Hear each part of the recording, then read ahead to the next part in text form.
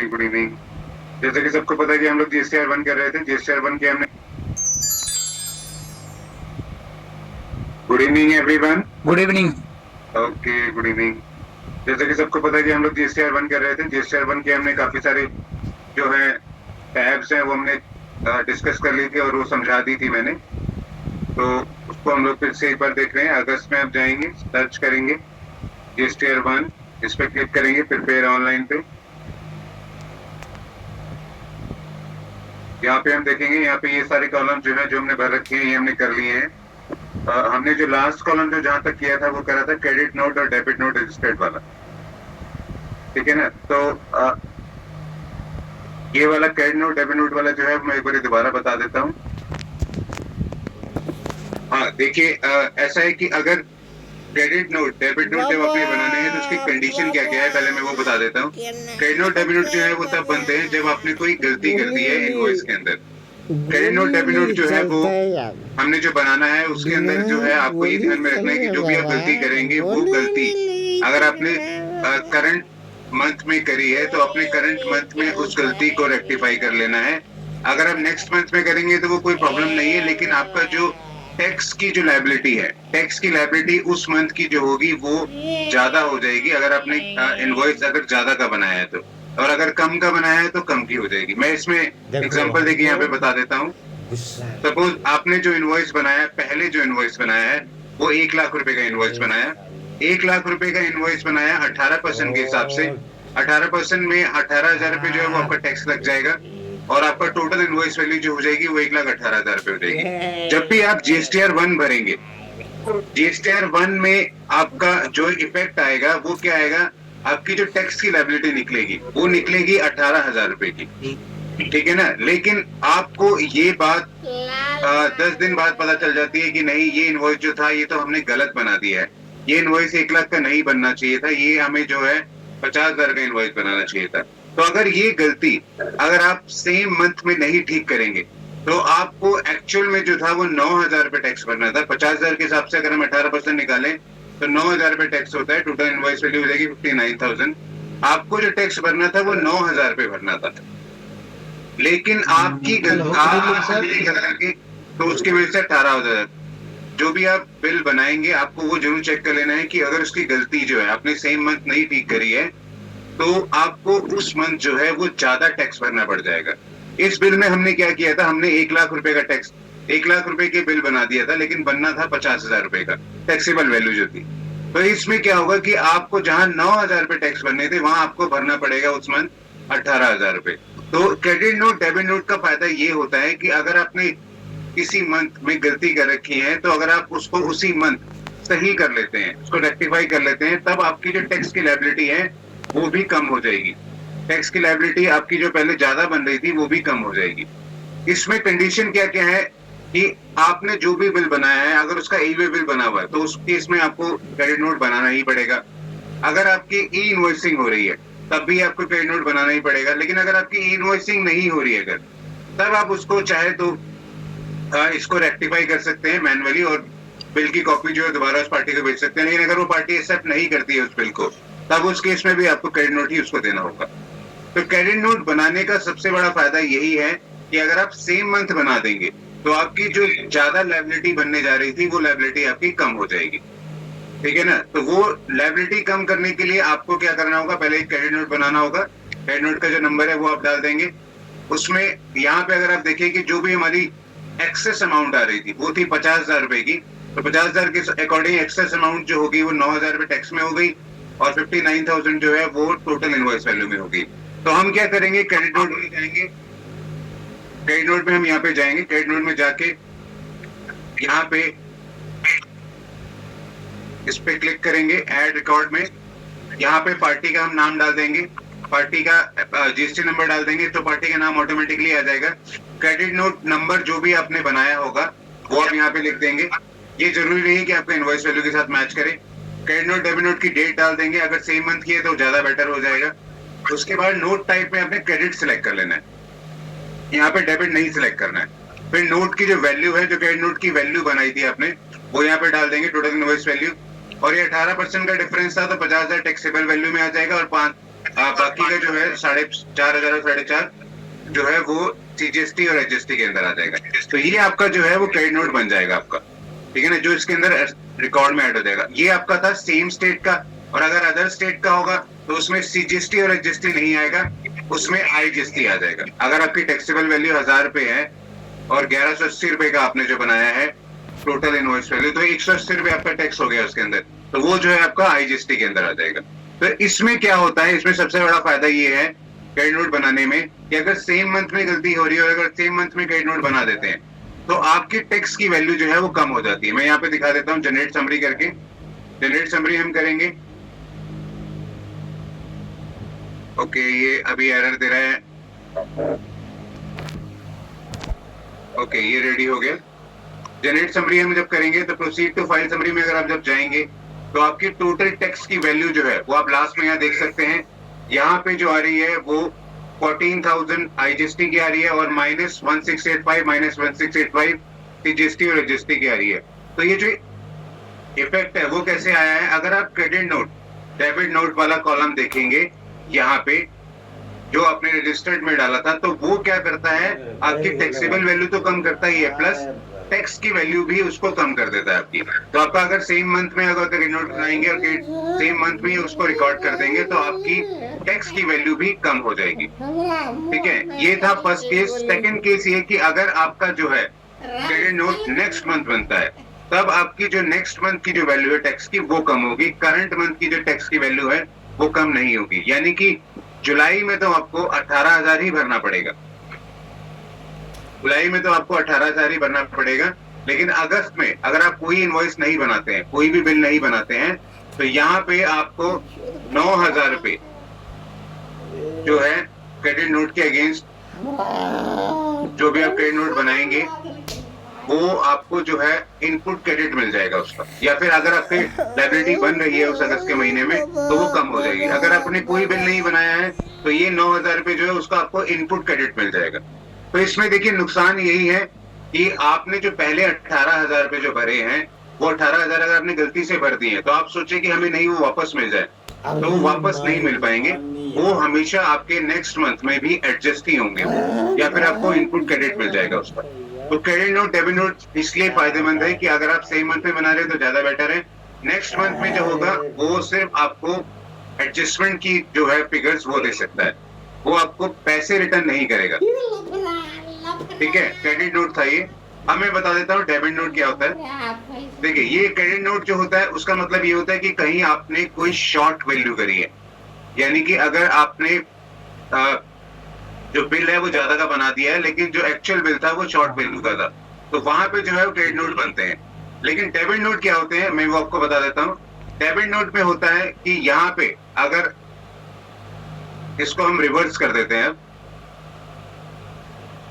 यहाँ पे इस बारी आपने 50,000 का बनाया है, ठीक है, तो वो 9,000 रुपए टैक्स लगा उसके ऊपर, तो यहाँ पे 59,000 आपका टोटल इनवॉइस वैल्यू हो गया। लेकिन आपको ये बात बाद में पता चली कि ये इनवॉइस जो था वो 50,000 का नहीं बनना था, ये बनना था आपका 1 लाख रुपए का। तो 1 लाख रुपए में 18% हम लगाएंगे तो 18,000 रुपए टैक्स हो गया और 1,18,000 जो है वो आपका टोटल इनवॉइस वैल्यू हो जाएगी।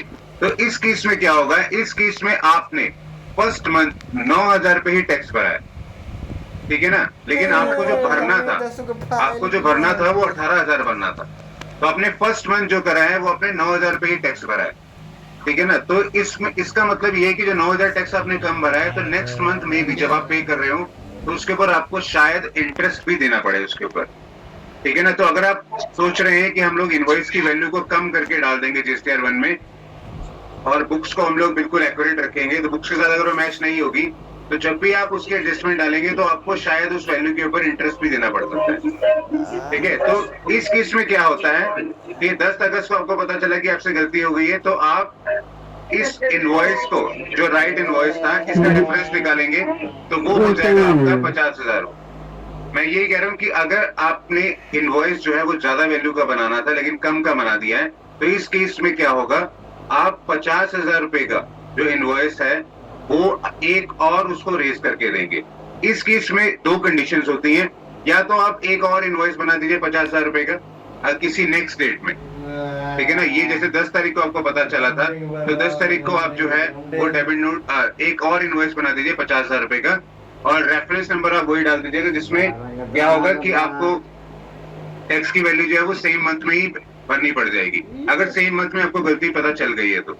अगर आपने एक और इनवॉइस नहीं बनाना है, अगर पार्टी कहती है कि हमें एक और इनवॉइस नहीं चाहिए, हमें उसी इनवॉइस के अगेंस्ट रेफरेंस चाहिए, तो उसके अगेंस्ट आपको अगर रेफरेंस देना है, तब उस केस में जो है आप डेबिट नोट बनाते हैं, ठीक है ना। तो वो डेबिट नोट का मतलब सिमिलर टू हो गया कि आप जैसे कि यहाँ पे इनवॉइस डालते हैं, तो यहाँ पे क्या करेंगे, बस आप डेबिट नोट डालेंगे। यहाँ पे अगर सपोज आपने कोई एक इनवॉइस डाला है 50,000 रुपए का, आपने सोचा कि नहीं कम का बना है, तो आप क्या करेंगे, एक इनवॉइस और डाल देंगे 50,000 रुपए का, तो यहाँ पे दो इनवॉइस डाल के तो ऑटोमेटिकली आपकी टैक्स की वैल्यू जो है वो मैच हो जाएगी। लेकिन अगर पार्टी ये बात कहती है कि नहीं हमें उसी इनवॉइस के अगेंस्ट रेफरेंस चाहिए है, तब उस केस में आप क्या करेंगे, तब आप डेबिट नोट्स को डालेंगे, डेबिट नोट्स को देंगे। डेबिट नोट का मतलब यही होता है कि आपने तो पैसे भरने ही है, और उसको प्लस जो है वो इनपुट मिल जाएगा उसका। डेबिट नोट कैसे डालते हैं वो मैं आपको दिखा देता हूँ। ऐड रिकॉर्ड में जाएंगे, सब कुछ वही रहेगा, इसमें कोई फर्क नहीं आएगा। जीएसटी नंबर हम यहां से ले लेते हैं,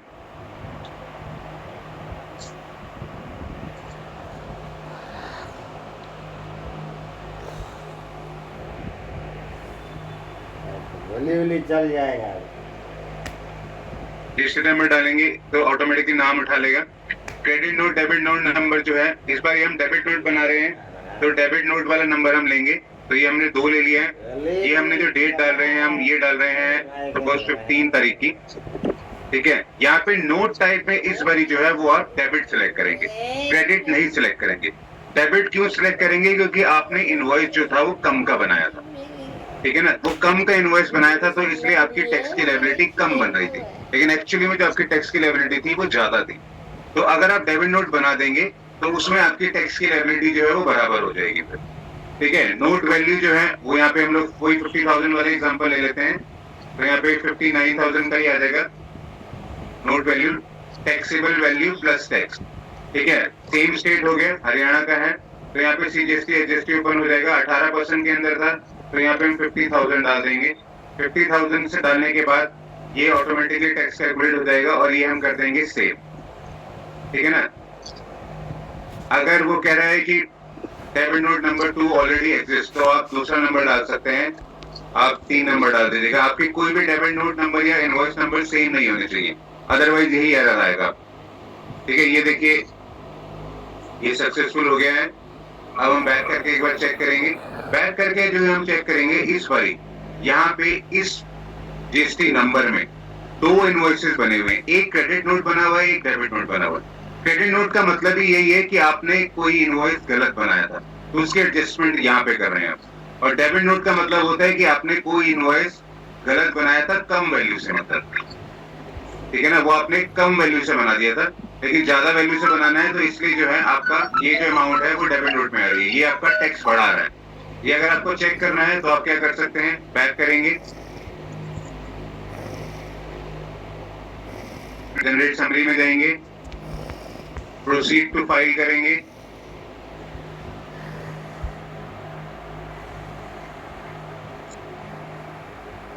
अगर यहाँ पे आप चेक करेंगे तो आपकी टैक्स की वैल्यू जो है वो बढ़ जाएगी, ठीक है ना। ये 14,018 14,870 आ रहा है, यहाँ पे 2,815 आ रहा है। तो इसमें जो आपका डेबिट नोट का इफेक्ट आया है वो कहाँ पे आया है, वो मैं आपको दिखा देता हूँ।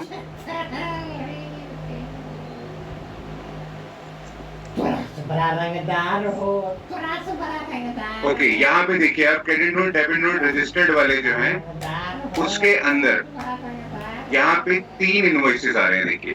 तो 3 इनवॉइसेस क्यों आ रहे हैं, एक इनवॉइस तो हमारा यही वाला था 1,000 रुपए के अगेंस्ट 180 रुपए जो हमने डाला हुआ था, एक हमने जो है प्लस में डाला था, एक जो हमने माइनस में डाला था, तो उसका जो इफेक्ट है वो 0 हो गया यहाँ पे, तो इसलिए यहाँ पे उसको वो एडजस्ट कर रहा है वो।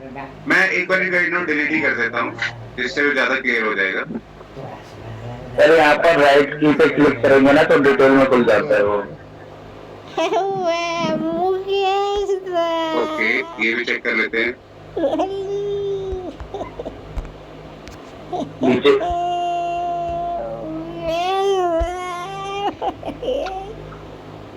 आए आप इसमें कह रहे हैं? कौन कर भी बेटी से गोली उली चलता है। आप इसमें कह रहे हैं क्या? ये तो नहीं हो रहा है। ये देखिए, यहाँ पे 3 इनवॉइसेस आ रहे हैं, 3 इनवॉइसेस की समरी यहाँ नहीं आ रही। यहाँ पे जो 2 इनवॉइसेस हैं वो 0-0 आ रहे हैं, क्योंकि एक प्लस में था, एक माइनस में था। वो डिटेल समरी जो है वो आपको यहाँ नहीं दिखेगी, इसलिए इसको आपको सही तरीके से दिखाना है। अगर तो मतलब सिर्फ डेबिट नोट वाला इफेक्ट अगर मैं दिखाना चाहूँ तो मैं यहाँ पे क्रेडिट नोट जो है वो डिलीट कर रहा हूँ। जो क्रेडिट नोट है मैं इसको डिलीट कर रहा हूँ। ये देखिए, ये क्रेडिट नोट डिलीट हो गया, सिर्फ डेबिट नोट है। हम बैक करेंगे, अब देखिए यहाँ पे 2 ही है, एक क्रेडिट नोट है, एक डेबिट नोट है। हम बैक करेंगे, फिर से हम जनरेट समरी करेंगे। जनरेट समरी के बाद रिफ्रेश करेंगे,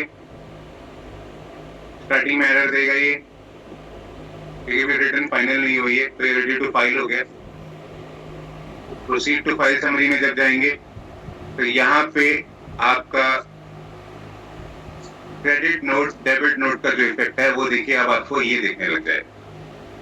यहाँ पे एक्चुअली में क्या हुआ है कि 1000 वाला जो था माइनस वाला, ये था आपका क्रेडिट नोट, ठीक है ना, और 50,000 वाला जो है ये प्लस वाला, ये आपका है डेबिट नोट। ये जो समरी है credit note debit note registered वाली, ये दोनों को प्लस करके आती है, तो इसके इसमें कंफ्यूज नहीं होना है।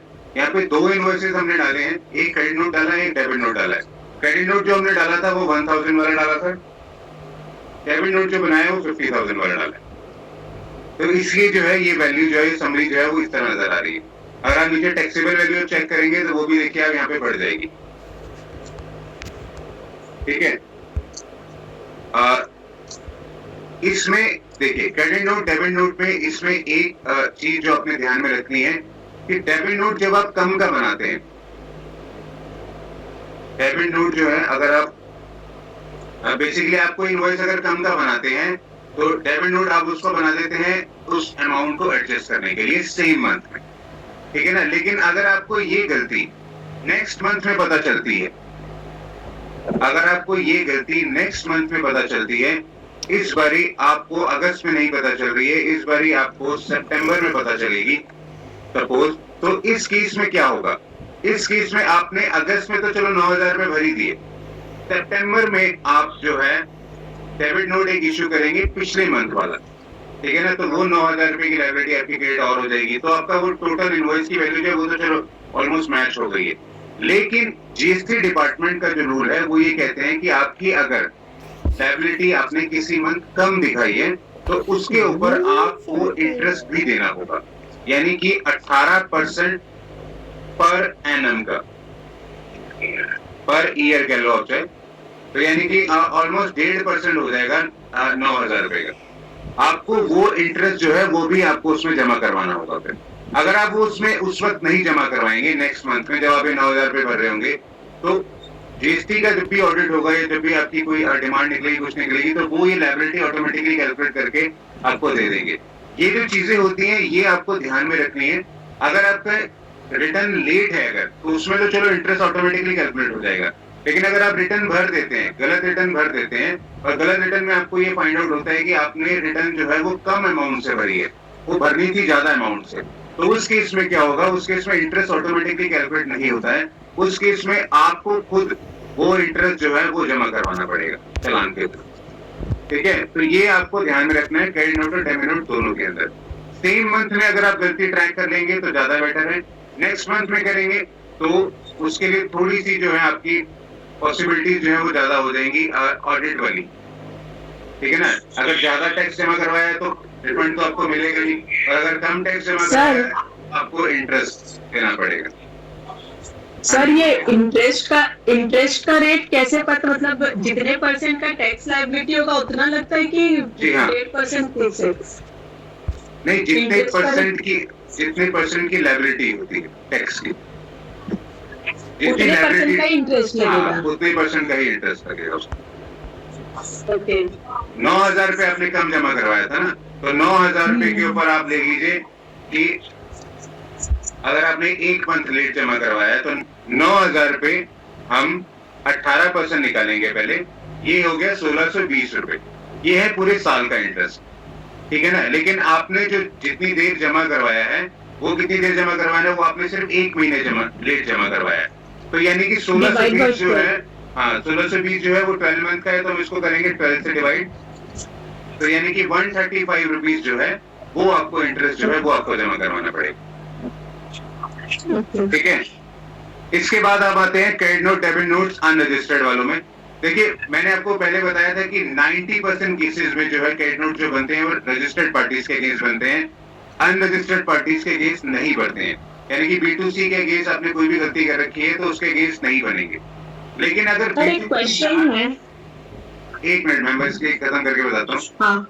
अगर B2C लार्ज इनवॉइस अगर आपने कोई बनाया है, अगर आपने उसमें गलती करी है तो उस केस में आपका क्रेडिट नोट डेबिट नोट का अनरजिस्टर्ड वाले सेक्शन में आपको बताना, ठीक है। तो मैं ये आपको बता देता हूँ, इसमें भरने का तरीका थोड़ा अलग है।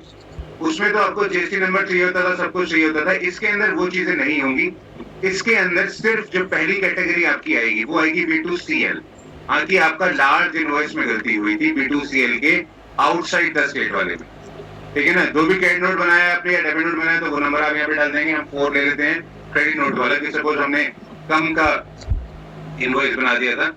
डेट हम ले लेंगे, अगर सेम मंथ का है तो बेटर है, अगर नेक्स्ट मंथ का होगा तो फिर थोड़ा मुश्किल हो जाएगी। सेम वैल्यू ले लेते हैं हम 59,000 वाली 18% के हिसाब से। नोट टाइप जो है क्रेडिट नोट हो जाएगा, ठीक है। कॉस्ट जो है ये आपको ध्यान में होगा कि ये हम सेम स्टेट का तो बना ही नहीं सकते, हरियाणा हम इसमें नहीं सिलेक्ट कर सकते। अगर आपका 06 वाला GST नंबर है तो इसमें तो आप क्रेडिट नोट बना ही नहीं सकते। आपको जो बनाना होगा वो अदर स्टेट का ही बनाना होगा, क्योंकि B2C लार्ज की कंडीशन ही यही है कि वो हमेशा अदर स्टेट्स की जो है वो वाले इनवॉइसेस बनते हैं। तो अगर आपने कोई भी बनाया है दिल्ली का, गुजरात का, तो आप वो सिलेक्ट कर लीजिएगा, ठीक है। अगर 18% में गलती करी तो वो सिलेक्ट कर लीजिएगा, टैक्सेबल वैल्यू डाल दीजिएगा और 9,000 रुपए जो है आपका IGST ऑटोमेटिकली कैलकुलेट हो जाएगा, तो यहाँ पे ये सेव हो जाएगा।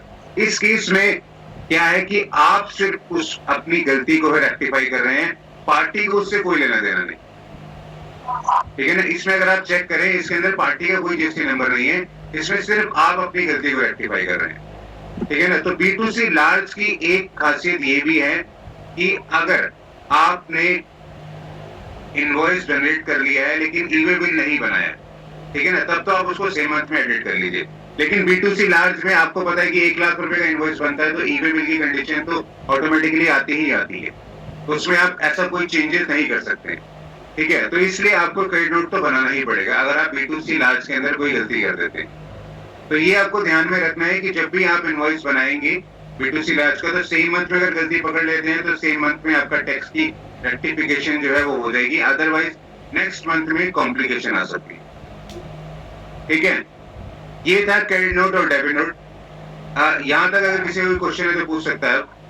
हाँ सर, ये B2C लार्ज जो आप बोले कि अदर स्टेट में ही हो सकता है, ये ऐसा क्यों है? मतलब हो सकता है ना हम लोग सेम स्टेट में भी, तो कभी बिजनेस से अगर किसी पार्टी ने बस कंज्यूमर नहीं खरीदा, लार्ज क्वांटिटी में किसी ने अपना घर के लिए बहुत बड़ा क्वांटिटी में फर्नीचर खरीद लिया 1-2 लाख का, और उसके अंदर में कुछ प्रॉब्लम हो गई और पार्टी ने उसको बोला कि ठीक है मैं तुमको क्रेडिट नोट दे देता हूँ उसके गुड्स के अगेंस्ट में लेकर के, आप इसके बाद में कभी भी फ्यूचर में खरीद लेना।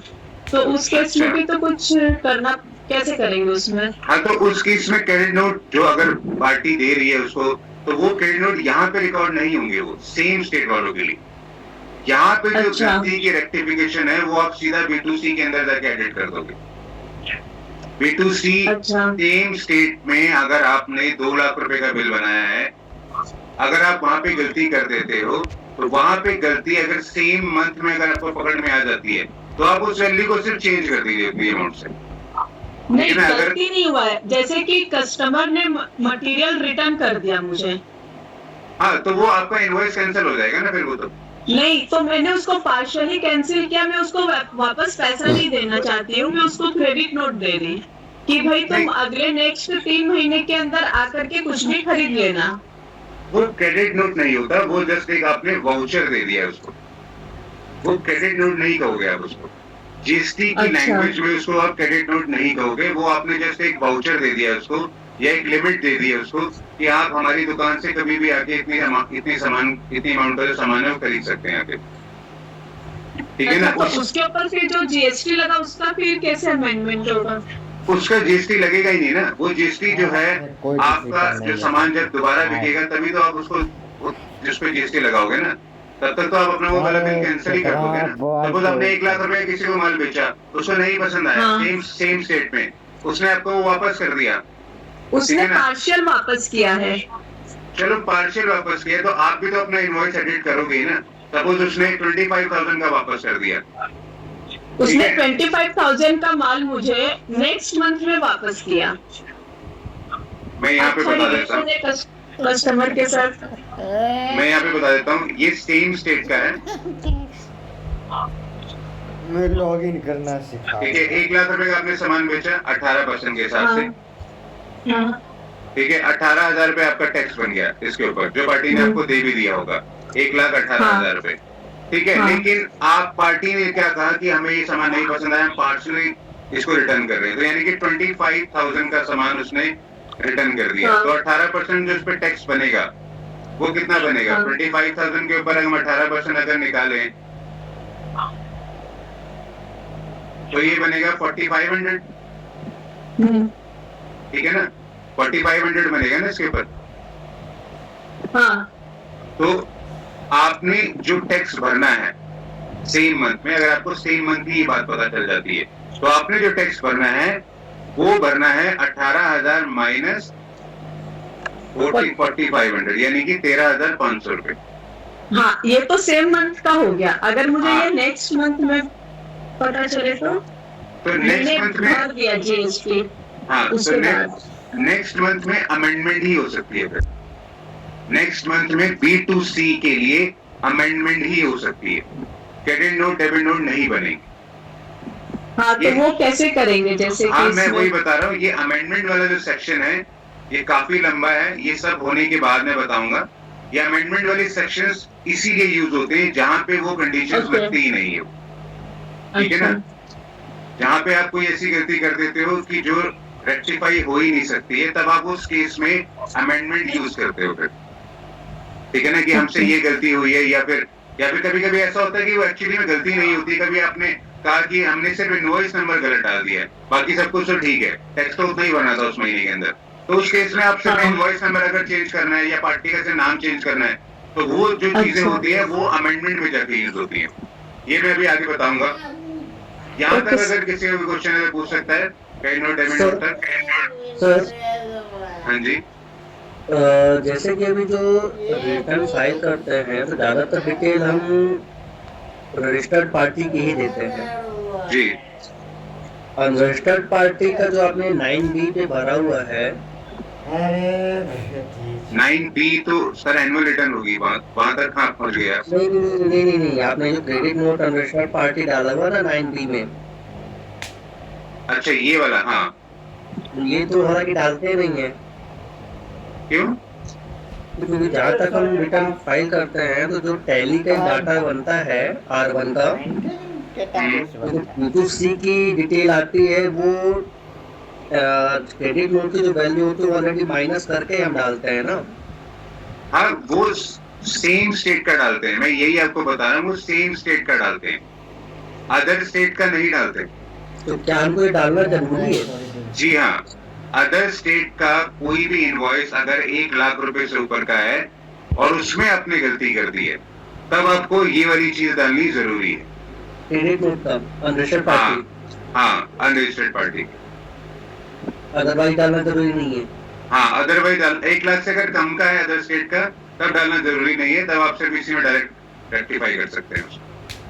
अच्छा, ठीक है, ठीक है, ठीक। तो ये था क्रेडिट नोट और डेबिट नोट। इसमें थोड़ी सी आपको कॉम्प्लिकेशन आएगी, जो मैं चीज अब बताने जा रहा हूं मैं। पहले मैं इसलिए चाह रहा था कि सबके डाउट्स क्लियर हो जाए कि क्रेडिट नोट डेबिट नोट होते क्या है। क्रेडिट नोट जो होते हैं वो अगर आपने वैल्यू कम बनाई है, अब वो आपने अगर इनवॉइस की वैल्यू जो है वो कम करनी है अगर, ठीक है ना, तो क्रेडिट नोट यूज होते हैं।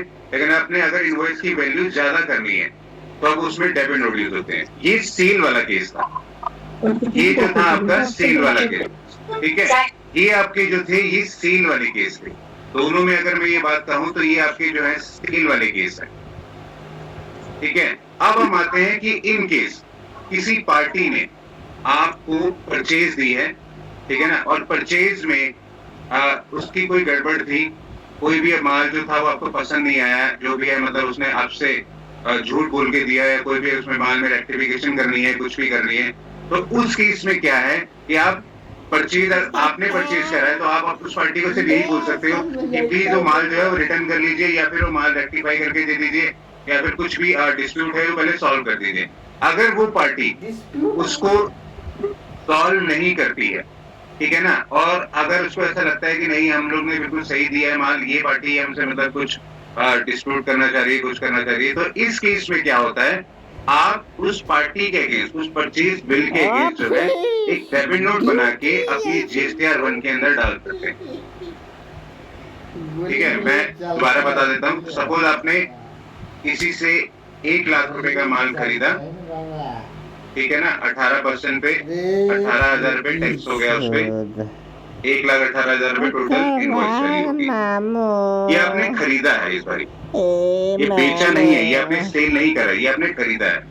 लेकिन आपको ये बात पता चली कि ये जो माल है वो डिफेक्टेड है, ठीक है ना, या फिर ये माल की कंडीशन सही नहीं है, इस माल को रिटर्न करना है, कुछ करना है। अगर वो पार्टी वो माल को रिटर्न करने के लिए नहीं मना करती है, वो कहती है हम नहीं लेंगे रिटर्न या कुछ नहीं लेंगे, तो बेसिकली जो फर्स्ट अटेम्प्ट होता है वो हमारा यही होता है कि हम उस पार्टी को इन्फॉर्म करें कि ये माल आप रिटर्न कर लीजिए। अगर वो माल रिटर्न नहीं करती है, वो पार्टी वो नहीं लेती है, अगर वो, क्योंकि अगर वो रिटर्न लेगी तो उसको एक क्रेडिट नोट इश्यू करना पड़ेगा, जैसे कि मैंने अब वाले केस में बताया कि अगर माल अगर में कोई भी अगर उसमें गड़बड़ है, इनवॉइस गलत बना हुआ है, इनवॉइस ज्यादा बना हुआ है, कम बना हुआ है, तो उसको एक क्रेडिट नोट या डेबिट नोट इश्यू करना पड़ेगा। ठीक है ना, अगर सेल वाला पर्सन जो है आपको क्रेडिट नोट डेबिट नोट नहीं देता है, तब उस केस में जो है आप उस पार्टी के अगेंस्ट जो है डेबिट नोट बना सकते हैं। सपोज आपने अगर 25,000 रुपीज का जो है सामान, सपोज आपने पूरा 1 लाख रुपए का जो सामान है वही रिटर्न करना है, ठीक है ना, 18% के हिसाब से तो सेम ही हो जाएगा 18,000 रुपए। तो अब आप क्या करेंगे, इस केस में कंडीशन क्या है, इस केस में कंडीशन जो है वो आपके परचेज वाला जो बिल था उसमें जो उस पार्टी का GST नंबर है वो आप यहाँ पे लिखेंगे, ठीक है। यहाँ पे देखिए ये जो 2 पार्टीज थी ये आपकी सेल वाली पार्टीज थी, ठीक है ना। इस बारी जो आप इनवॉइस डालेंगे वो परचेज वाली पार्टी के अगेंस्ट उसका GST नंबर है वो डालेंगे। तो अगर हम सपोज कोई भी GST नंबर ले लेते हैं, जो रिटर्न फाइल करिए क्रेडिट नोट डाला उसी का ले लीजिए ना, हाँ वही करने लगा।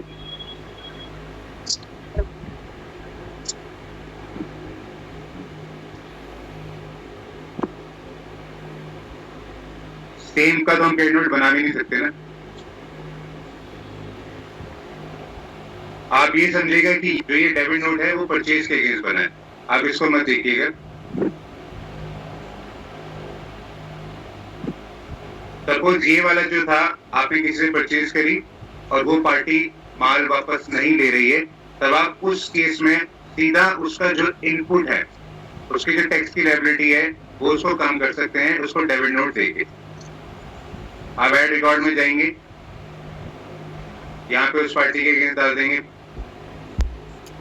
उस पार्टी का नाम आ जाएगा, डेबिट नोट यहाँ पे आपने बनाना है। याद रखिएगा परचेज के अगेंस्ट हमेशा डेबिट नोट ही बनता है, क्रेडिट नोट नहीं बनता है, ठीक है। यहाँ पे आप 5 नंबर ले लीजिए डेबिट नोट का, इसका हो गया 17, डेबिट नोट वैल्यू होगी इसकी हम ले लेते हैं पूरे 1,18,000 का, ठीक है। 18% के हिसाब से 1 लाख रुपए IGST के अंदर आ गया सेव। देखिए इसके अंदर सिर्फ फर्क क्या है कि ये जो GST नंबर है, ये जो GST नंबर होगा वो परचेज जिससे आपने करी है वो उसका होगा, ठीक है ना। ये GST नंबर जो होगा, जो डेबिट नोट जिसके अगेंस्ट आप दोगे बना के, ये जो है उस परचेज वाली पार्टी के अगेंस्ट होगा। तो जब भी परचेज वाली पार्टी अपना पोर्टल ओपन करके देखेगी तो उसको ये बात पता चल जाएगी कि हाँ ये जो सेल थी वो सेल यहाँ पे रिटर्न हो गई, ठीक है ना। तो वो आप उसको डेबिट नोट जो है वो बना के दे सकते हैं, अगर वो आपको क्रेडिट नोट नहीं देता है तो। वैसे मैक्सिमम केसेस में क्रेडिट नोट इश्यू हो जाते हैं, 80 to 90% में क्रेडिट नोट इश्यू हो जाते हैं। 10% ऐसे होते हैं जो नहीं देते हैं क्रेडिट नोट, तो उस केस में आप यहाँ पे उसको डेबिट नोट इश्यू करके दे सकते हैं। तो पार्टी का तो राइट भी फिर उसके पास होगा कि वो उसको कैंसिल कर सकती है अगर उसको नहीं मानना हो तो। नहीं, वो आपकी बात ठीक है, लेकिन उसके अगेंस्ट जो है उसकी लायबिलिटी जो है वो कम हो जाएगी ना, और आपका इनपुट भी कम हो जाएगा। मेरा एक डाउट था सर इसमें। हाँ जी सर, जीएसटी और 180 सिर्फ और सिर्फ अपनी सेल्स की रिटर्न देते हैं ना, और सेल्स की डिटेल देते हैं ना सर। हाँ, वैसे तो परचेज का तो हम शो कर ही नहीं सकते सर। नहीं, परचेज के अगेंस्ट आप डेबिट नोट इसमें बना सकते हैं सर, लेकिन वो डेबिट नोट जो हम डालेंगे वो उसकी तो जरूरत ही नहीं है ना, वो तो जो परचेज वाला जो पार्टी है वो अपना R1 डालेगा, उसमें तो शो होगा ही होगा हमारे ऑलरेडी। मैं वही कह रहा हूँ कि अगर कहीं लोग नहीं डालते हैं क्रेडिट नोट, तो उस केस में आपका जो इनपुट है वो इनपुट तो एक्चुअली में आपका इनपुट नहीं है ना, वो आपको इनपुट तो अपना कम करना है ना।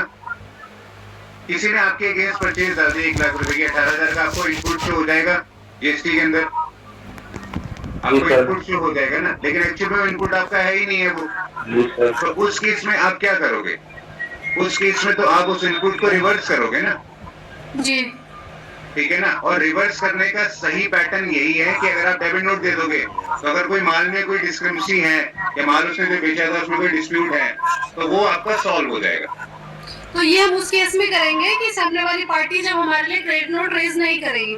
जी हाँ, जो वो उस केस में करेंगे आप, ठीक है ना। अदरवाइज आपका इनपुट भी चला जाएगा और आपको कोई पैसे भी नहीं मिलेंगे। इसका पीरियड कितना रहेगा सर? इसका मैक्सिमम जो होता है वो 1 साल तो होता ही है मैक्सिमम, लेकिन 6 महीने के अंदर अगर आप कर देंगे तो वो बेटर रहेगा, ठीक है। ये थे क्रेडिट नोट डेबिट नोट। अब हम आते हैं नेक्स्ट सेक्शन में। नेक्स्ट सेक्शन जो है वो है टैक्स लायबिलिटी, एडवांसेस रिसीव्ड और एडजस्टमेंट ऑफ एडवांसेस। देखिए, इन दोनों में मैं फर्क समझा देता हूं पहले। ये जो सेक्शन है वैसे रेयरली यूज होते हैं, लार्ज कंपनीज के लिए यूज होते हैं, स्मॉल यूजर्स के लिए यूज नहीं होते हैं। केवल जिनकी रनिंग में अगर अकाउंट चल रहे हैं उनके लिए यूज ज्यादातर नहीं होते हैं। ये जो लार्ज कंपनीज होती हैं उनके लिए यूज होते हैं। इस सेक्शन का मतलब ये है टैक्स लायबिलिटी एडवांस रिसीव।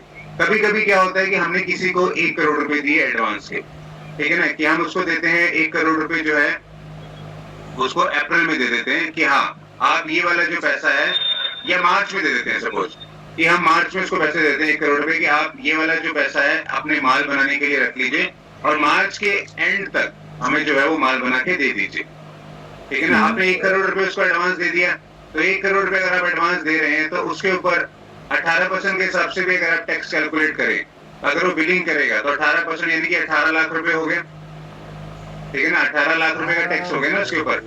या मैं स्मॉल फिगर्स में ले लेता हूँ मैं, 1 लाख रुपए का आपने उसको एडवांस दिया है अगर, तो 1 लाख रुपए का अगर वो जब आपको इनवॉइस देगा तो उस पर 18,000 रुपए लगा के देगा, तो 1,18,000 रुपए टोटल इनवॉइस वैल्यू हो जाएगी। 18,000 रुपए जो है आपका टैक्स की वैल्यू हो जाएगी। आपको मार्च में 18,000 रुपए जो है वो आपको इनपुट मिल जाएगा अगर वो मार्च में ही इनवॉइस भी रेज कर देता है। आप किसी पार्टी को 1 लाख रुपए देते हो एडवांस में, अगर वो सामान अगले महीने देता है तो उस केस में आपको इनवॉइस तो अगले महीने ही मिलेगा ना, मार्च में तो नहीं मिलेगा। अप्रैल में देता तो मार्च में तो नहीं मिलेगा ना इनवॉइस आपको, लेकिन आपका तो नुकसान हो जाएगा ना उस समय मार्च वाला। आपका जो 18,000 रुपए का इनपुट आपको मार्च में मिलना था, लेकिन आपने वो तो आपको नहीं हो जाएगा ना, तो उस केस में आप कुछ नहीं कर सकते। उस केस में आप उस पार्टी को यही कह सकते हैं कि चलो जी आप नेक्स्ट मंथ दे देना माल, या जो भी है, मतलब आप यही कह सकते हैं उस केस में। लेकिन जीएसटी के रूल्स के अकॉर्डिंग जिसको भी वो 1 लाख रुपए मिला है, ठीक है ना, वैसे ही फिगर कम बता रहा हूँ, ज्यादा बड़ी बड़ी फिगर्स होती हैं। जीएसटी के रूल्स के अकॉर्डिंग 11A में कि अगर आपको 1 लाख रुपए एडवांस मिला है मार्च में, ठीक है, ये मिला है आपको मार्च में, आपने ये जो बिल है मार्च में अगर रेज नहीं करा, तेल का जो बिल है ये मार्च में रेज नहीं करा, ये आपने अप्रैल में रेज करा, ठीक है ना। तो जीएसटी डिपार्टमेंट वाले ये कहते हैं कि ये जो एडवांस आपके पास आया है, ये लास्ट में मार्च में आपके पास आपकी बुक्स क्लोज हो जाएंगी, आपकी बैलेंस शीट बन जाएगी, ठीक है ना। बैलेंस शीट में ये 1 लाख रुपए जो है वो आपके एडवांसेस में आ जाएगा, ठीक है ना, एडवांसेस में आ जाएगा ना, सन्डी डेप्टर्स करके एडवांसेस में आ जाएगा आपके ये। तो जीएसटी डिपार्टमेंट वाला ये कहते हैं कि ये जो 1 लाख रुपए एडवांसेस में आपके पड़े हुए हैं, आपने इसके ऊपर 18% की वैल्यू का जो परचेज ऑर्डर आया है, जो जितनी भी वैल्यू का परचेज ऑर्डर आया था, 18 वाला आया था, 12 वाला आया था, 28 वाला आया था, उतना टैक्स आप एडवांस में जमा कर दीजिए। यानी कि अगर 18% की मटेरियल के अगेंस्ट आपको 1 लाख रुपए मिला था, तो जीएसटी डिपार्टमेंट वाले ये कहते हैं कि आप 18,000 रुपए जो है मार्च में एडवांस में भर दीजिए टैक्स। कैलकुलेशन होगा इसका? हाँ जी, बैक कैलकुलेशन होगा ना इसका फिर? नहीं, 1 लाख रुपए उसने एडवांस दिया ना, वो अगर माल देगा तो 18,000 रुपए टैक्स लगा के 1,18,000 रुपए देगा। 18,000 रुपए कई पार्टी होती है, कहते हैं कि चलो हम बाद में दे देंगे आपको, टैक्स वाले अमाउंट देते तो हैं। इंक्लूडिंग टैक्स ही आएगा ना फिर सर? हाँ, अगर आपने बैक कैलकुलेशन लेनी है तो आप 1,18,000 रुपए कर लीजिए। बैक ही लेते हैं ठीक है, वैसे। ठीक है, हाँ, हाँ। मतलब मैं कॉम्प्लिकेट नहीं करना चाह रहा था, मैं सिंप्लीफाइड रहना चाह रहा था। तो अगर आपने बैक कैलकुलेशन करनी है तो 1,18,000 की कर लीजिएगा, अदरवाइज सिंपल वे में चले तो 1 लाख रुपए के ऊपर 18% 18,000 बनता है। तो जीएसटी डिपार्टमेंट वाले ये कहते हैं कि आपने 18,000 रुपए जो है वो एडवांस में भर देने हैं। अपना टैक्स जो एडवांस में 18,000 का है वो आपने मार्च में ही भर देना है। अगर आप मार्च में नहीं भरेंगे तब आपको मे बी शायद उसके ऊपर इंटरेस्ट देना पड़े और कोई पेनल्टी भी लग सकती है। मतलब जिस मंथ में एडवांस मिला है उसी मंथ में एडवांस टैक्स भी पे करना है। हाँ, उस मंथ में आपको एडवांस जीएसटी भी पे करना है। हाँ, मैक्सिमम मार्च में। हाँ, मार्च में ही आपको एडवांस जीएसटी भी पे कर देना। देखिए ये जो ये advance at the year and के लिए है ये रूल खाली। नहीं, ओनली ये एट द एंड ईयर वाला रूल मैंने नहीं बोला है, ये मैंने आपको सिर्फ इसलिए बताया है कि जब भी जीएसटी ऑडिट वाले आते हैं वो आपकी रनिंग बुक्स जो होती हैं, यानी कि अप्रैल से लेके मार्च तक की आपकी जो रनिंग बुक्स चल रही हैं, अगर कोई एडवांस दे रहा है उसके 2 महीने बाद उसको बिल मिल रहा है, तो वो रनिंग बुक्स को इतना आइडेंटिफाई नहीं करते, इतनी सीरियसली नहीं लेते हैं वो। लेकिन जब भी आपकी बैलेंस शीट आ गई, अगर बैलेंस शीट में यही फिगर आपकी जो है वो 1 CR है एडवांस की, अगर 1 करोड़ रुपए है, तो जीएसटी डिपार्टमेंट वाले कहते हैं कि आपने जान के ये पैसा जो है रोक के रखा है कि आपको टैक्स की लायबिलिटी नहीं देनी पड़े, ठीक है ना। आपने इसीलिए ये अप्रैल में रेज करे हैं 1 CR के बिल। तो वहां पे उस फिनेंशियल ईयर का उसी फिनेंशियल ईयर में सारे लायबिलिटी पेमेंट हो जानी चाहिए। हाँ, अगर वो हो जाए तो वो बेटर है, नहीं तो ऑडिट वाले ये कहते हैं कि आपने, जीएसटी ऑडिट वाले कहते हैं कि आपने 1 करोड़ रुपए एडवांस लेके जान के वो बिल्स रोके हैं मार्च के अंदर, कि ताकि मार्च में आपको वो पैसा ना देना पड़े टैक्स का। आप जो है वो पैसा जो है वो अप्रैल में देंगे, या फिर अप्रैल में दिया है आपने। ये बेसिकली जो केसेस हैं वो उनके लिए होते हैं, जैसे बिल्डर्स हो गए।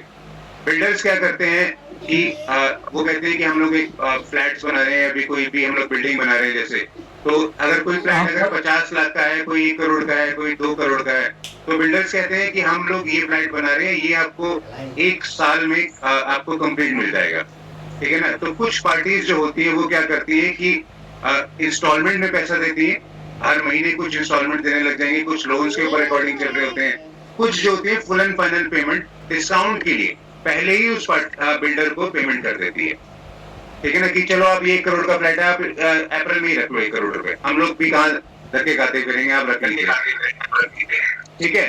तो उस केस में बिल्डर का तो फायदा हो गया और दूसरे वाले टेंशन खत्म हो जाता है कि चलो 1 साल बाद तो फ्लैट मिल ही जाएगा मुझे। लेकिन जीएसटी वाले ये कहते हैं कि 1 करोड़ जो आपको अप्रैल में मिला है तो आपको टैक्स 1 करोड़ के ऊपर ही भरना है, ठीक है ना। जीएसटी वाले कहते हैं कि आपको 1 करोड़ के ऊपर ही टैक्स भरना है। मैं आपको यही कह रहा हूँ कि अगर आप बिल्डर वाले केस लेंगे तो बिल्डर वाले केस में अगर अप्रैल में ही आप उसको 1 करोड़ रुपए दे देते हैं तो बिल्डर जो है, अगर वो जो कंप्लीशन है उस फ्लैट का वो अगर 1 साल बाद होना है फ्लैट का, तो वो जो अपनी सेल है, बिल्डर जो है वो अपनी सेल जो है वो तो 100% उस फ्लैट की सेल का बुक करेगा वो 1 साल के बाद, ठीक है ना। तो टैक्स भी वो तभी देगा, वो टैक्स भी तो तभी देगा ना वो जब फर्स्ट ईयर उसकी सेल कंप्लीट ही नहीं हुई, वो अभी प्रोजेक्ट चल रहा है, सिर्फ 10% वर्क हुआ है फर्स्ट मंथ में, ठीक है ना। तो वो जो सेल के बिल रेस करेगा या फिर जो एक्चुअल वैल्यू जो है जीएसटी वाली जो रेस करेगा, वो सिर्फ 10% के अकॉर्डिंग ही तो टैक्स देगा ना वो, ठीक है ना।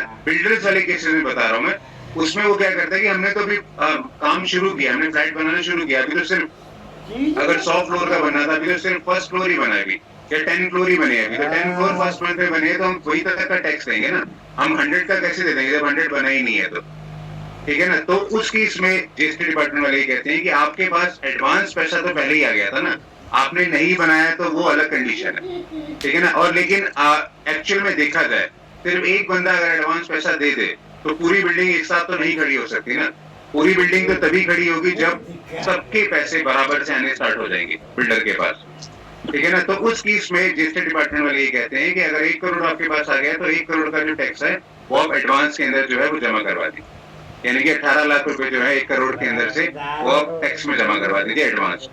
जब भी आपका 100% पोजीशन हो जाएगा, 100% कंप्लीशन हो जाएगा, जब आप बिल रेस करेंगे तो उसको वहां पे आप एडजस्ट कर लीजिए, ठीक है। ये मैं आपको बता रहा हूँ। Hello, good evening sir.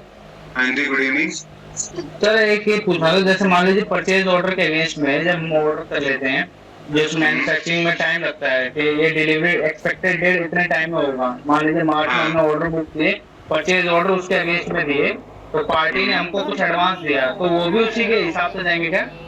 हाँ, वो भी उसी के हिसाब से जाएंगे, अगर वो ह्यूज अमाउंट है तो। अगर छोटी अमाउंट है तो वो इतना नहीं देखते हो, मैं आपको कह रहा हूँ।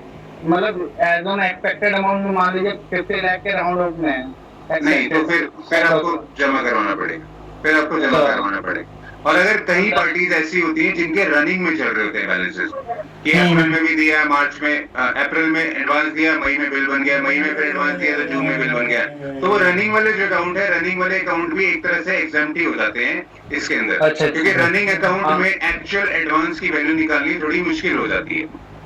अच्छा, जो कंटिन्यू जिससे हम काम कर रहे हैं, अगर वो रनिंग में एडवांस दे दे तो उससे नहीं चलेगा, उसका कोई प्रॉब्लम नहीं है, उसका कोई प्रॉब्लम नहीं रहेगा। लेकिन अगर किसी पार्टी ने सिर्फ एक ही परचेज ऑर्डर दिया है और वो ह्यूज अमाउंट का दिया है और आप उसको तभी भी कंप्लीट नहीं करके दे रहे हैं, या फिर कई केसेस ऐसे होते हैं कि पार्टी होल्ड करके रख लेती है पैसा, तो 6 महीने तक माल ही नहीं डिलीवर करती है उसको। इसने 1 लाख रुपए एडवांस दिया है, 1 करोड़ रुपए एडवांस दिया, वो उसको माल अगले महीने बना के देना था, लेकिन पार्टी बना के ही नहीं देती है, वो 6 महीने तक जो है वो अपने पास रख के रखती है पैसा, और 6 महीने बाद उसको पैसा ही पूरा वापस कर देती है। तो उस केस में क्या होगा कि जीएसटी डिपार्टमेंट वाले ये कहते हैं कि आपने जो पैसा रखा था उसके ऊपर टैक्स भर दीजिए।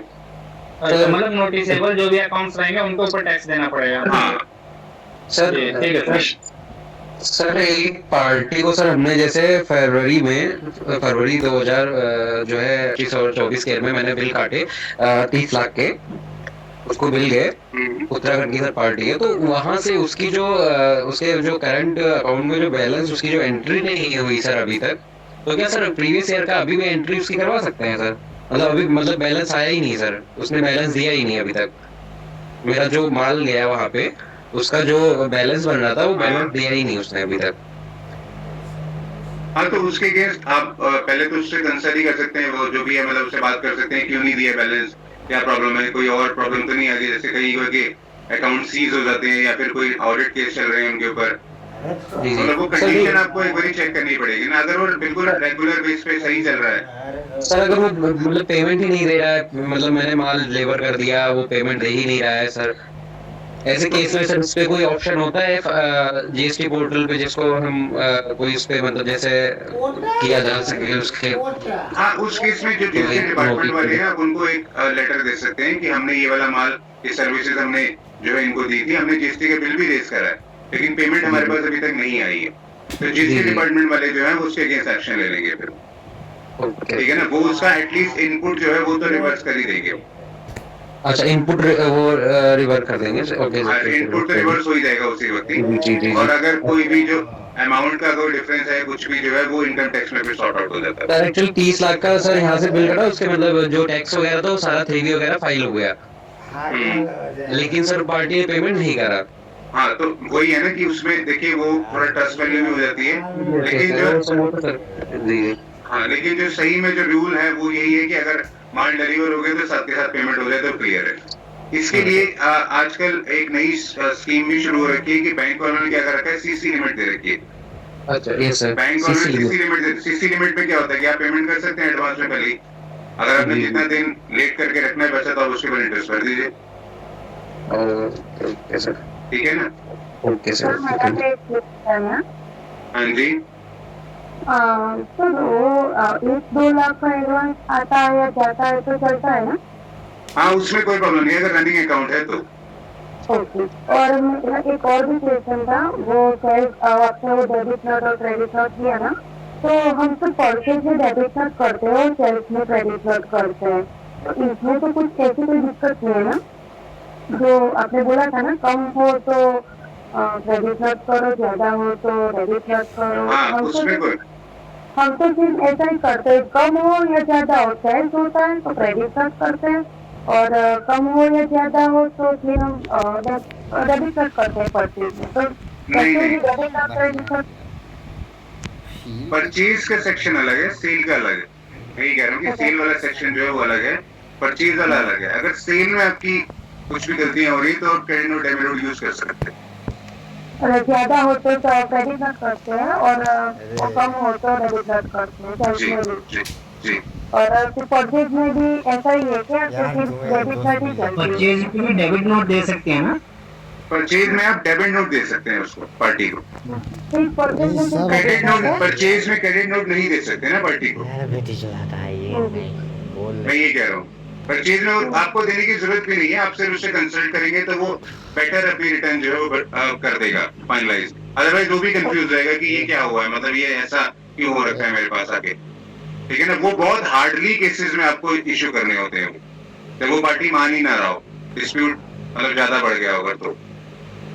ओके। तो सेल्स में क्रेडिट और डेबिट दोनों बनाना पड़ता है, जो कम ज्यादा अमाउंट के हिसाब से ना? मारा जी, उखाड़ जी। तो मार ले जाना जी। ये मैं आप बता देता हूँ, देखिए ये एडवांस रिसीव था, ये सपोज आपका 1 लाख रुपए एडवांस आया था किसी महीने में, किसी उस महीने में आप बिल नहीं काट पाए किसी कारणवश, तो आप क्या करोगे उस 1 लाख रुपए पर 9,000 की लायबिलिटी अगर 18% के हिसाब से तो वो कैलकुलेट करके उसका टैक्स जो है वो आप भर दोगे इसमें, अपनी GSTR-1 के अंदर जो है वो भर दोगे। ये किसी के नाम के ऊपर जमा नहीं होगा, ये आपने एडवांस जमा करा हुआ है, ये किसी के नाम के ऊपर जमा नहीं होगा।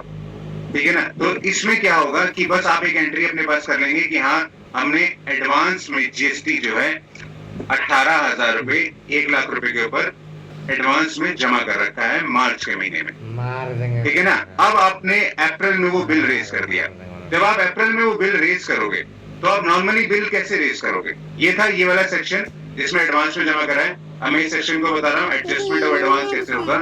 जब आप अप्रैल में बिल रेज कर दोगे तो अप्रैल में आप क्या करोगे? अप्रैल में B2B के अंदर आप उस इनवॉइस को डाल दोगे। ठीक है ना? उस पार्टी के अगेंस्ट उस पार्टी के GST नंबर है, उस पार्टी का नाम, अमाउंट सारा कुछ डाल दोगे। तो जब आप इनवॉइस यहाँ पे डालोगे तो उस केस का मतलब क्या है कि आपकी लायबिलिटी बन जाएगी 18,000 रुपए की जो आपको पे करनी। इस केस में क्या होगा? जब आप B2B में इनवॉइस में यहाँ पे डालोगे तो उस केस में आपकी लायबिलिटी बन जाएगी ना कि 18,000 रुपए आपने भरने हैं टैक्स। लेकिन आपको पता है कि 18,000 रुपए हमने एडवांस में पहले ही जमा कर रखे हैं। ठीक है ना? तो वो एडवांस में जो पैसे जमा कर रखे हैं वो एडवांस वाले पैसे जो हैं आप यहाँ पे जब एडजस्ट करेंगे तब आपको ये वाली लायबिलिटी नहीं देनी हो। ठीक है ना? तो एडवांस में जो पैसे आपने जमा कर रखे हैं अप्रैल में आपको वो लायबिलिटी नहीं देनी हो, क्योंकि अप्रैल की लायबिलिटी थी वो आपने लेकिन पैसे मार्च में ले लिए थे तो आपने मार्च में टैक्स जमा करवा दिया। तो वो एडवांस कहीं तो एडजस्ट करना है ना, वो एडवांस कहीं तो आपको एडजस्ट करना है ना। तो जब आपकी अप्रैल की लायबिलिटी बनेगी तो आप उस पैसे को यहाँ पे एडजस्ट कर सकते हैं। देखिए ये बेसिकली सिर्फ लार्ज जो फॉर्म्स है उनके लिए यूज होता है, स्मॉल वाले प्रैक्टिस नहीं करते। लेकिन अगर आपको ऐसा लगता है कि बहुत बड़ी फिगर्स है तो एडवांस एडजस्टेड कितने मंथ तक रहता है सर? हाँ जी, एडवांस एडजस्टेड कब तक कर सकते हैं? 1 महीना 2 महीना? मान लीजिए भूल गए नहीं 1 साल के अंदर तो एटलीस्ट करना ही होगा ना। 1 साल के अंदर तो आपको करना ही होगा। और आपको ये ध्यान में रखना है जो भी आपने एडवांस भरा है वो किस स्टेट का भरा है। आपका हरियाणा की पार्टी थी, हरियाणा की पार्टी के अगेंस्ट आपको एडवांस आया था, पार्टी का नाम नहीं आ रहा यहाँ पे, लेकिन वो आपको इतना तो पता होगा कि स्टेट ये थी हरियाणा की, तो इसमें आपने उसके अगेंस्ट टैक्स भरा था CGST और रजिस्ट्री में। ठीक है ना? तो आप जब इनवॉइस डालेंगे तो वो भी यहाँ पे हरियाणा वाली ही पार्टी के अगेंस्ट डालेगा ठीक है ना, CGST HST वाला, ठीक है ना। तो जब आप एडजस्टमेंट करने जाओगे, जब आप, तो एडजस्टमेंट में भी क्या होगा, एडजस्टमेंट में भी जब आप ऐड स्टेट वाइज सिलेक्ट करोगे तो यहाँ पे आपने हरियाणा ही सिलेक्ट करना है। आप उसको कहीं गुजरात, गोवा, दिल्ली किसी और स्टेट में मत एडजस्ट कर दीजिएगा, अदरवाइज वो एडवांस आपका रिजेक्ट हो जाएगा, ठीक है ना। उल्टा और आपके ऊपर ऑडिट वाला केस बन जाएगा, फिर ये हो क्या रहा है, ये बहुत गलतियां हो रही है, या फिर कोई इंस्पेक्शन करने आ जाता है। तो अगर आपने हरियाणा में एडवांस जमा करवाया है तो हरियाणा में ही आपको एडजस्ट करना है, और बिल भी आप हरियाणा में ही उसको काटेंगे फिर, ठीक है। तो यहाँ पे हम जब काटेंगे 18,000 रुपए 1 लाख रुपए के ऊपर, तो 9,000 रुपए ये एडजस्ट हो गए।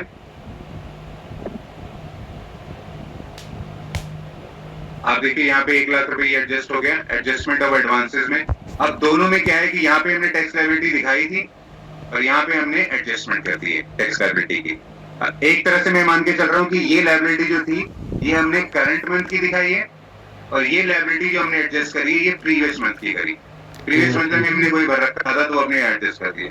अगर आपको उसका इफेक्ट देखना है तो आप जनरेट समरी में जाएंगे, जनरेट समरी में जाके रिफ्रेश कर लेंगे, या HSN की वजह से भी एरर दे रहा है ये,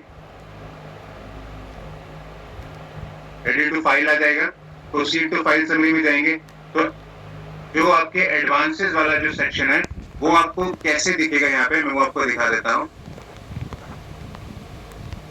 credit note, amendment, advances receive for which invoice has not been issue, ठीक है ना। जिसके अगेंस्ट आपने इनवॉइस नहीं इशू करे हैं तो वो आपके जो है वो यहाँ पे आ रहे हैं एडवांसेस रिसीव में, और जिनके आपने इनवॉइस इशू कर दिए हैं अर्लियर टैक्स पीरियड में, यानी कि पिछले मंथ का कोई आपका एडवांस था उसके अगेंस्ट इनवॉइस अब आपने इशू कर दिए हैं तो वो आपके यहाँ पे एडजस्ट हो जाएंगे। तो ये आपकी जो वैल्यू है दोनों प्लस माइनस हो जाती है, ठीक है। आप यहाँ पे देखिए, यहाँ पे आपकी जो दोनों वैल्यू है प्लस माइनस हो जाती है। यहाँ पे कोई भी वैल्यू 1 लाख रुपए से ज्यादा आएगी नहीं, ठीक है। ये क्लियर हो गया एडवांसेस वाला जी।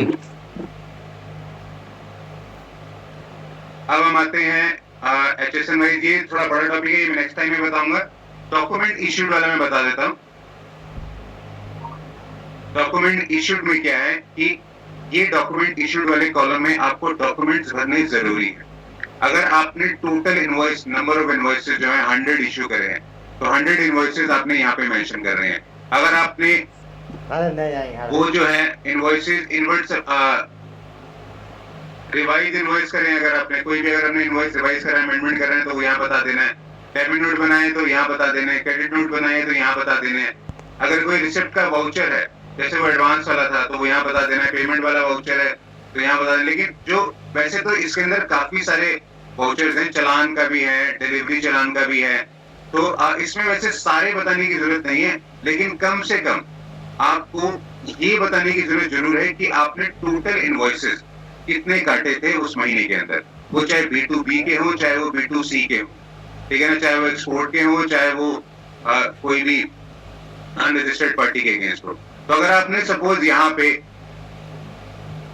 100 इनवॉइसेस काटे हैं तो वो 1 से लेके अगर आपने यहाँ पे काटे हैं 101 तक, ठीक है ना, आपने 100 इनवॉइस काटे हैं, लेकिन आपकी जो नंबर इनवॉइसिंग की जो नंबर है वो आ रहा है 1 से लेके 101 तक। तो टोटल नंबर आपको मालूम है कि सिर्फ 100 ही इनवॉइसेस है, ठीक है ना। तो वो आपका मैच तो होगा नहीं देखिए इसके साथ, ठीक है ना, क्योंकि एक इनवॉइस का फर्क आ रहा है। तो वो एक इनवॉइस आपका क्या होगा, वो कैंसिल इनवॉइस होगा, ठीक है। ये नहीं सॉरी, ये 101 हो जाएगा ना इधर टोटल, यहाँ पे टोटल नंबर तो आपके 101 हो गए, तो आपके नेट इश्यूड जो है वो 100 इनवॉइसेस हो जाएंगे। आपने 1 से लेके 101 तक इनवॉइस काटे, तो आपने टोटल इनवॉइस जो काटे, जो भी रेज करे, जो भी आपने बनाए वो 101 बनाए, लेकिन उसमें 101 में से सिर्फ आपने एक कैंसिल भी करा हुआ है, बनाने के बाद वो कैंसिल किया, तो इसलिए वो कैंसिल में आपने एक यहाँ जरूर लिख देना। तो आपके जो नेट इनवॉइस है वो आपके साथ मैच हो जाएंगे। और ये 100 इनवॉइसेस जो है, यही 100 इनवॉइसेस आपके, आपने इसको पहले सेव कर लेना है, यही 100 इनवॉइसेस जो है आपके जो टोटल बिल्स आपने बनाए हैं यहाँ पे, यानी कि B2B में, B2C लार्ज में, एक्सपोर्ट में, B2C अदर्स में, रिलेटेड में, तो ये सबका टोटल मिला के जो है वो सारे इनवॉइसेस हो जाएंगे, ठीक है ना, इनका टोटल भी जो है वो आपका 100 ही आ रहा होगा। अगर 100 से कम आ रहा है तो इट मीन्स कहीं गलती कर रहे हैं। सर एक क्वेश्चन है।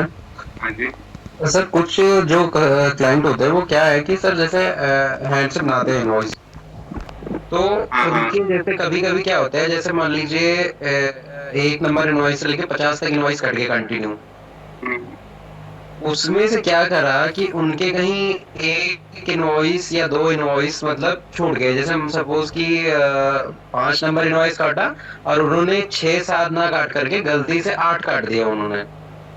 हाँ ठीक है। इनवॉइस नंबर सर उस केस में क्या करेंगे सर? उस इसमें वो जो इनवॉइस जो छूट रहा है सर 7 बीच के 2 इनवॉइस, उसका क्या कैंसिल कर करेंगे? देंगे, कैंसिल कर देंगे ना उसको। तो अच्छा वो इनवॉइस नंबर डाल के उस पे मतलब कैंसिल करके छोड़ा देंगे। हाँ बस उसको कैंसिल कर देंगे। उसमें जैसे हम चेक कैंसिल करते हैं उसको कैंसिल कर देंगे। तो आपकी सीरीज तो एटलीस्ट मैच कर जाएगी ना, आपकी सीरीज बुक्स की जो है वो मैच कर जाएगी ना। लेकिन ये डॉक्यूमेंट इश्यूड में भरना अब इसलिए कंपल्सरी हो गया है कि अगर कोई भी जीएसटी डिपार्टमेंट वाला आपका आता है, वो अगर सिर्फ पर्टिकुलर किसी एक मंथ का डाटा अगर देखता है तो वो सबसे पहले ये देखेगा कि हाँ उस मंथ में आपने किस इनवॉइस नंबर से लेके किस इनवॉइस नंबर तक बिलिंग करी है। तो पहले तो वो यही से ट्रैक कर लेगा कि आपने गड़बड़ कर रखी है या सही कर रखी है। अगर आपने यहाँ पे गड़बड़ कर रखी है, यहाँ पे गलत भर रखा है, तो अब उसको ये बात पता चल जाएगा कि पक्का अकाउंट्स में भी गड़बड़ हो रखी है। ठीक है ना, उसको पहला पॉइंट तो उसको यही मिल जाएगा। मैं आपको ये बात बता रहा हूँ। तो इसलिए ये जो इनवॉइस नंबर आप जब यहाँ पे लिखेंगे तो आपको बिल्कुल एग्जैक्ट वही लिखने हैं। ठीक है ना, कि किस सीरीज से इनवॉइस नंबर शुरू हुए थे और किस सीरीज तक चले हैं वो, तो टोटल नंबर इनवॉइस वहां तक इतने हो गए। अगर कुछ कैंसिल हुए तो वो अपने बता देंगे, अगर कैंसिल नहीं है तो उसको 0 कर देना। ठीक है ना। तो और ये जो है ये आपकी बुक से चेक कर लेगा कि बुक्स में भी आपका सेम यही चल रहा है ना। ठीक है ना। और सेकंड जो वो चेक करेगा जो आपने फिगर्स यहाँ पे भरी है, यहाँ पे आपने 4 इनवॉइसेस भरे हैं। ठीक है ना, तो 4 तो यही काउंट हो गए, एक ये काउंट हो गया 5, 2 ये हो गए 6-7। B2C में हम लोग सिर्फ नंबर्स ऑफ फिगर्स भरते हैं, हम लोग इनवॉइसेस नहीं भरते हैं। तो वो लमसम एक वैल्यू को काउंट कर सकता है कि हाँ चलो इतने इनवॉइसेस B2C के भी हो सकते हैं। लेकिन एटलीस्ट उसको ये बात तो पता चल जाएगी ना, रिलेटेड में भी सेम यही रहेगा, लेकिन एटलीस्ट उसको ये बात तो पता चल जाएगी कि रजिस्टर्ड वाली जो पार्टीज हैं, रजिस्टर्ड वाली जो पार्टी है वो एटलीस्ट 4 है उसके अंदर। अगर 100 इनवॉइसेस हमने काटे हैं तो 100 इनवॉइसेस में से रजिस्टर्ड पार्टीज जो हैं वो 4 ही हैं सिर्फ। एक्सपोर्ट वाली जो है वो 2 ही है उसमें, और B2C लार्ज वाली जो है वो 1 ही है उसके अंदर, बाकी सारी जो है B2C वाली। ठीक है ना। तो वो ये जो डॉक्यूमेंट इश्यूड वाला जो कॉलम है वो इसीलिए भरा जाता है। तो same credit note debit note वाला भी है। Credit note debit note section जो है इसके अंदर आता है। ये क्रेडिट नोट है, डेबिट नोट है। अगर आपने क्रेडिट नोट जितने बनाए हैं तो सेम उसको भी आप वैसे ही भर देंगे ऐड डॉक्यूमेंट में जाके कि हाँ हमने 5 बनाए हैं, तो यानी कि सपोज 5 से लेके आपने 9 तक बनाए हैं अगर। ठीक है ना। तो अभी कितने हो गए टोटल नंबर्स, कितने हो गए? 5, 6, 7, 8, 9 टोटल नंबर्स आपके हो गए 5। ठीक है ना। अगर आप 5 से लेके 9 तक काउंट करेंगे, आप 9 में से 5 मत घटाइए, 9 में से 5 घटाएंगे तो वो 4 ही रह जाएगा। लेकिन अगर आप 5 से लेके 9 तक इनवॉइस को काउंट करेंगे तो फर्स्ट इनवॉइस जो हो गया 5 हो गया, फिर 6, 7, 8, 9, तो टोटल 5 इनवॉइसेस हो जाते हैं, 5 क्रेडिट नोट्स हो जाते हैं। तो टोटल नंबर आपके जो होंगे वो 5 हो जाएंगे। कैंसिल इसमें कोई नहीं है तो वो 0 हो जाएगा, तो नेट इश्यूड जो है वो 5 हो जाएंगे आपके। तो 5 भी आपके क्रेडिट नोट जो है वो आपके वहां पे रिफ्लेक्ट हो जाएंगे।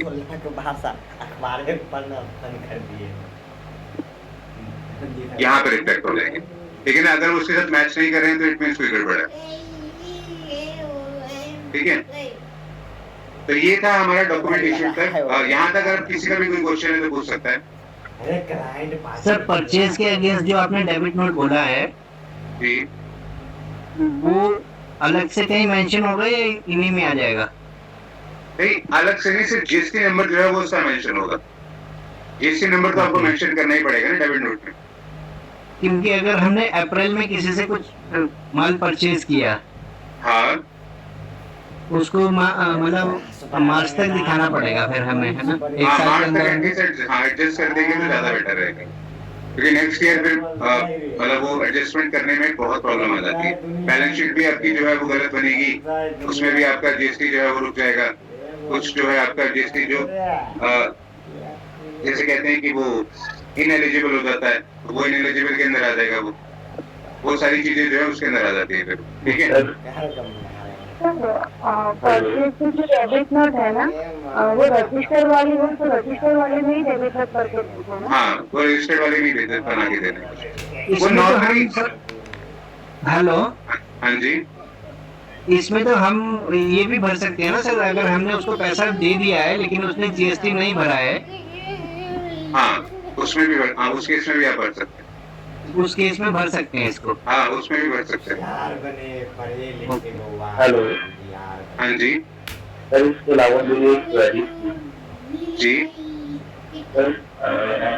जैसे कि सपोज मैंने कोई इनवॉइस लास्ट ईयर मैं थोड़ी मिस्टेक होगी हाँ इनवॉइस में, मुझे टोटल वैल्यू मैंने 2000 रुपये डालनी थी, वो मैंने एक्सीडेंट 2000 डाली है, पर टैक्सेबल वैल्यू मैंने 1800 नहीं 2360 रुपये डालनी थी टोटल वैल्यू मैंने, तो वो मैंने फिल कर दिया 2360 रुपये, पर टैक्सेबल वैल्यू मैंने 20,000 रुपये कर दिया और टैक्स मैंने कर दिया 3600 रुपये।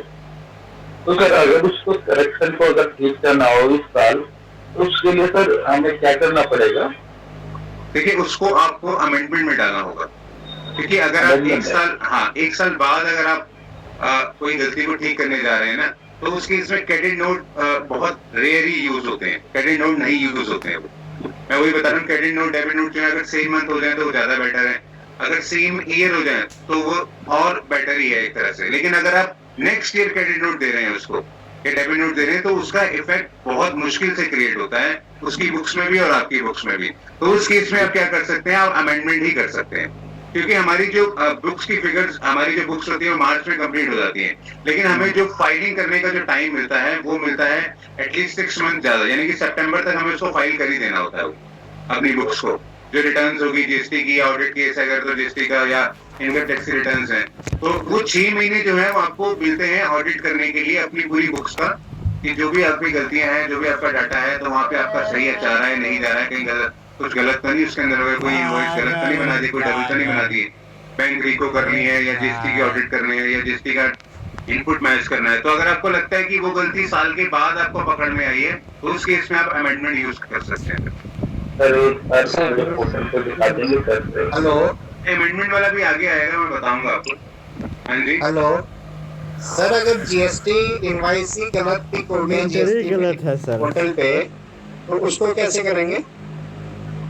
जीएसटी इनवॉइस मतलब आपने गलत चढ़ा दिया, हाँ गलत ही चढ़ा दिया बिल्कुल। हाँ तो वो अमेंडमेंट अमेंडमेंट ही करेंगे उसको। वो अमेंडमेंट करो, अमेंडमेंट में सारी चीजें आएंगी अभी। सर एक क्वेश्चन है सर, एक जो रजिस्ट्रेशन न्यू करा जा रहा है उसमें सर अगर ई वेरिफिकेशन नहीं हो पा रहा है सर, जैसे कि आधार कार्ड फोन नंबर नहीं है, तो उस केस में क्या करेंगे सर? तो आपको नंबर जो है वो चेंज कर देना होगा। अरे नानी, आपको जहाँ भी आपने नंबर डाला है ना, तो सर अगर पार्टी नंबर नहीं चेंज करी उसको अर्जेंट बचे, क्योंकि सर 15 दिन का 10 दिन लग गया, 10 रुपये आधार आप अपना नंबर डाल दीजिए ना। तो उसके नहीं देखिए आधार वेरिफिकेशन कंपलसरी है, बाबा आधार वेरिफिकेशन जो है वो कंपलसरी है, जीएसटी नंबर लेने के लिए आधार वेरिफिकेशन कंपलसरी है। मैं इसलिए कह रहा हूँ कि अगर आप आधार लिंक होना ही चाहिए, हाँ वो अगर नहीं लिंक होगा तो आपका जो है जीएसटी का नंबर नहीं मिलेगा आपको। अगर आप चेक करेंगे, अगर डॉक्यूमेंट कंपनी के केस में क्या होगा फिर सर? सर उसके लिए डिपार्टमेंट जाके ना आपको अपॉइंटमेंट देना, आपको जो है अपना कंपनी वाले केसेस में जो है आपका जो पैन कार्ड है फिजिकली। जी तो पैन कार्ड का जो भी आपका रजिस्ट्रेशन होगा कंपनी वाले केसेस में, उसमें तो आपको डिजिटल सिग्नेचर बनाने पड़ेंगे। फिर डिजिटल सिग्नेचर से आप वेरीफाई करवाओगे अपनी कंपनी का जो भी जीएसटी नंबर है। ठीक है सर एक क्वेश्चन और था सर, अगर कोई क्लाइंट अपनी एज अ वाइफ के नाम से सर फॉर्म रजिस्टर्ड करवा रहा है, तो उसमें सर वो अपनी प्रॉपर्टी का जो ये बिल लगा रहा है इलेक्ट्रिसिटी बिल, उसमें क्या सर मतलब उसको भी कोई एग्रीमेंट या ऐसा कराना पड़ेगा सर, रेंट एग्रीमेंट या रेंट एग्रीमेंट बनाना पड़ेगा सर? अगर उसकी वाइफ या उसका मतलब घर ही का कोई पर्सन है फिर भी? हाँ उसमें भी रेंट एग्रीमेंट करवाना पड़ेगा। या फिर बिजली का बिल जो है उसके नाम पे करवाना पड़ेगा, उसको चेंज कराने का। सर इसका हम कितने अप्रॉक्स होना चाहिए सर, क्या है मतलब? और ये मैं आपको अगली क्लास में बता देता हूँ। अब मुझे क्लोज करना पड़ेगा एक्चुअली। ठीक है एवरीवन, जितना भी कराया वो रिवाइज कर लीजिएगा। नेक्स्ट क्लास में मिलते हैं। Good night. Good night sir.